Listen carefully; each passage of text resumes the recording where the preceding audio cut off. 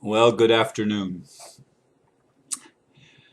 I'm feeling a bit frustrated. I've been trying to make a business call and reach a business office whose office hours close at 4 o'clock my time.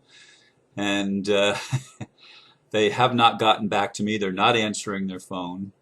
And I can't wait any longer. I have an awards or my son's band has been nominated for 4 awards, and I need to leave at 5:15 or so because I want to get a good seat at the awards ceremony, and that starts at 6 p.m. my time. So I've been trying to get that business thing taken care of.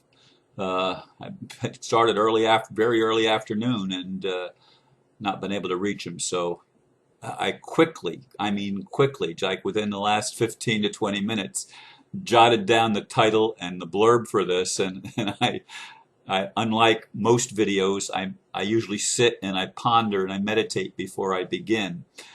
There's been none of that today, so I don't know how it's going to come out, and I tell you all of that as the forward to the video for today.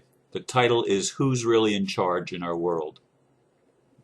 I'm sure for many people the answer to that question might be the government. User entered your channel. Of course, that is what government leaders would want us to believe. And just realized I need to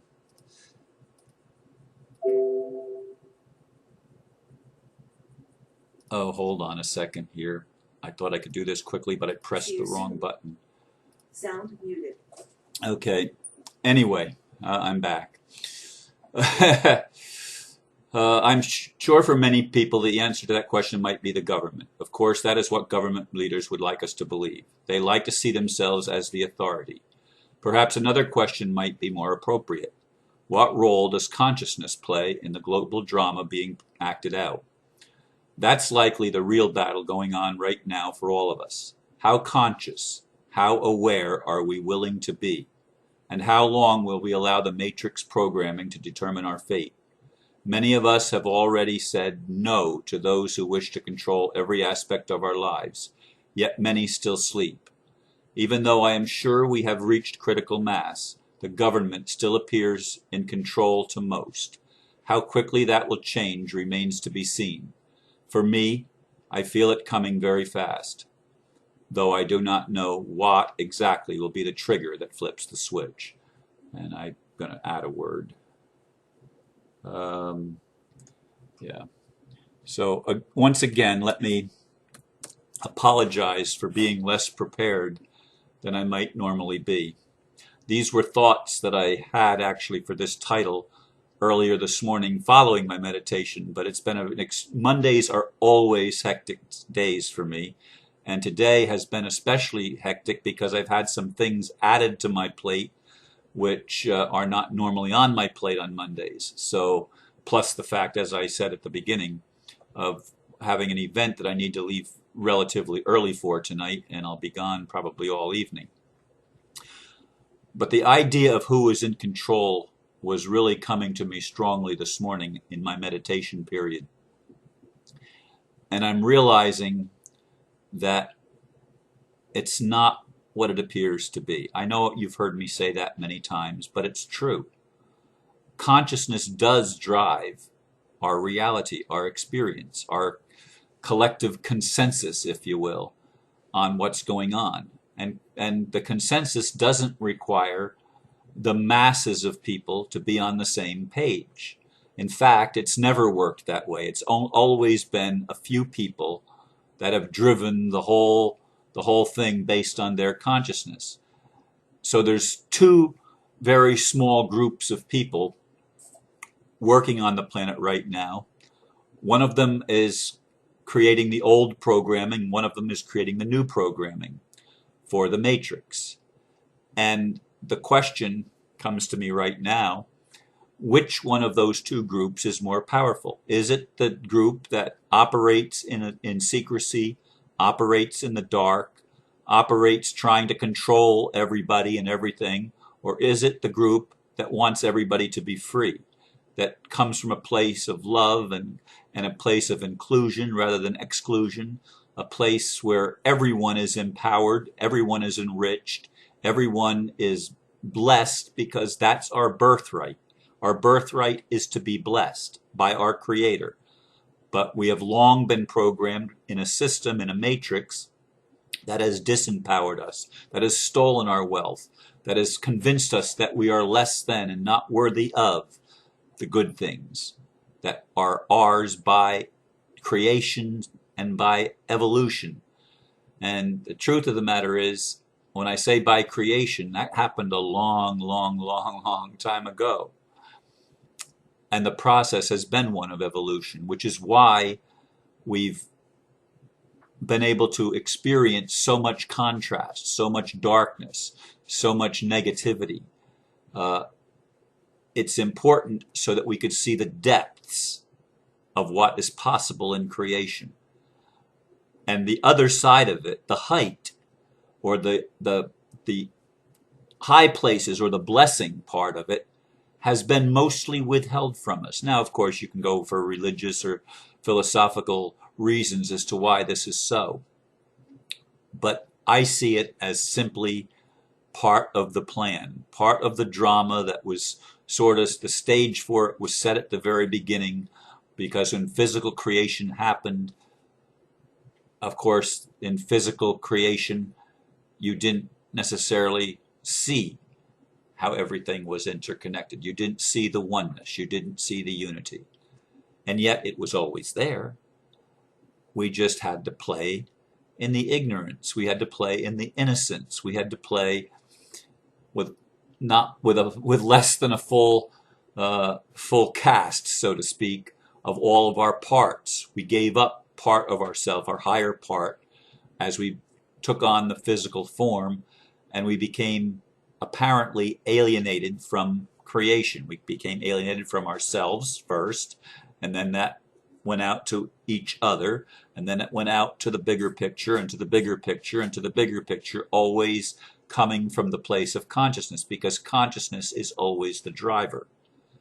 The thing is, in 2013, more people than ever before are starting to reconnect with that higher part of ourselves. We're reconnecting with the spiritual aspects and the reality of creation. That is the unity and the interconnectedness of all life. This is the important lesson that we're learning. And as we learn this, people that come from the place of recognizing that we are all part of a cosmic web of life, and we're all connected on that web, and nothing I do or you do or anyone does has no effect. We all affect everything. But the small group of people that are waking up right now, the small group of people that are conscious, are the ones that have the higher power. And that is the true authority, and that is who is really in charge now in our world. The power of the government, as we've known it, is waning by the day, even though there's still a lot of huffing and puffing and boisterousness and a lot of radical, arrogance that are still being portrayed in the mainstream media. It's buffoonery, because the idiots have lost their firepower, as is exemplified by that ship in the Indian Ocean that was carrying arms to the rebels in Syria, breaking in two and sinking. So all the arms that the United States was sending to the rebels to maintain the war sunk in the Indian Ocean. Now, it was bad weather or good weather that did that. I see it all as the hand of consciousness, or the hand of God, if you want, the hand of a higher power working everything out for good. It's just one more illustration of things working for our benefit rather than for our detriment. This is what's going on in our world as I see it. Now, I know that there's a lot of people that argue with me because you're seeing it from your point of view, and of course your point of view from your point of view is always right. Same as what's been with me. My point of view has always been right to me, except as I've gotten older, I've realized that how many times I was wrong and that my point of view was incomplete, that I was only seeing a little piece of the picture, only a little bit of the puzzle was in focus. And I made decisions based on lack of information. And oftentimes when you do that, we end up making the wrong decision. But it's all learning experience, and it's all ultimately good. That's the whole point of evolution, to have the experience that we need to develop the wisdom that is necessary to create the world that works for everybody, which is my goal and the goal of many other people on earth, beautiful souls that are here, part of my soul family, working with the same thing in mind, the same goal, the same vision, the same dream of a world where we're all prosperous, where we're all hyper creative, where we're all loving, where we're all celebrating life, and we don't have to struggle and have all the stresses from the old matrix that we're used to. We've seen that that doesn't work. We've seen it. And believe it or not, I believe a lot of the people that are in the government and in the high places, so to speak, that have been apparently in control of all of it, I believe a lot of them are waking up too. How can they not? How can they not when they know that they've made plans and those plans seem to be falling and failing faster and faster than ever before? They're not able to fulfill what they're trying to do. They're trying to start now World War III, of course, in Syria. We've talked about that in the previous video. I would be surprised, frankly, if they're able to pull it off. Now, I don't know. If they start firing rockets, who knows? Who knows if that's going to be the trigger? But there's going to be a trigger. I'm convinced there's going to be a trigger at some point that springs the awakening into even a higher gear than it already is, and allows people to move more quickly than we've ever been able to move before, to right the wrongs of the world, to address the injustices, to feed the poor, feed the hungry, to enrich the poor, to create the system and the structure that's necessary, the temporary scaffolding that's necessary to bring us from where we've been to where we're going. We're going to build that bridge. It's already been being built, actually, by many, many people, each playing a little part. And we don't see the bridge. That's the problem. Most people don't see the bridge, but it's there. And it's going to manifest in the physical realm so that it's irrefutable. And that's where I see it going. And I don't believe that there's any power on earth at this point that can stop it. We have crossed the threshold into the newer reality. Call it 5D, call it whatever. I don't like the 5D term, but a lot of people do, and that's okay. We're waking up is the truth of the matter. And we've crossed that threshold. We've done the 100th monkey thing. And folks, our world is changing, and we're all going to get to celebrate that and to be part of it. And it's a beautiful thing. That's all I'm going to share for today. I feel I've said enough, and there's still time for them to call me, or for me to at least try to make one more phone call before 4 o'clock.